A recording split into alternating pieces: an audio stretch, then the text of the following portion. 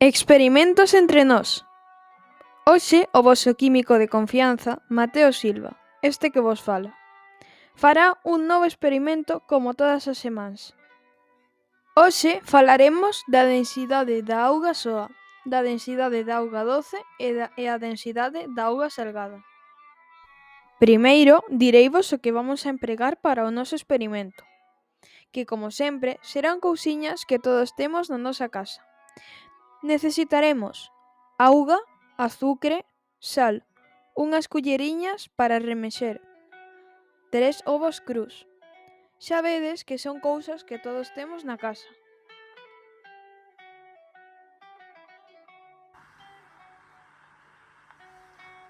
Imos alá co noso experimento de hoxe, que os astros repartan sorte.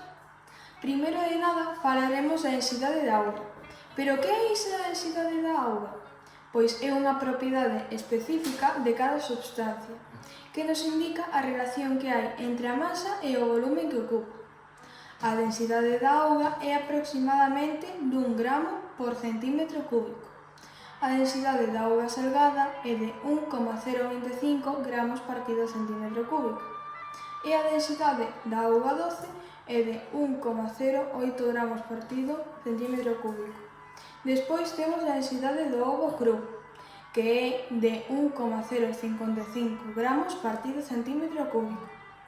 Encheremos os 3 vasos coa mesma cantidade de auga, para que non nos equivoquemos e vexamos claramente a diferenza. Imos marcar cada un dos vasos.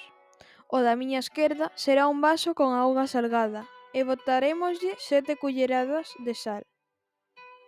O vaso do medio deixarémolo con auga soa. E o da miña dereita será o vaso con auga doce e poñerémoslle 9 culleradas de azucre. A continuación mesturaremos as solucións. As que conteñen a auga engadimos con moito coidado o ovo dentro da auga. Como a densidade do ovo é máis grande cada agua, veremos que o ovo afúndese completamente.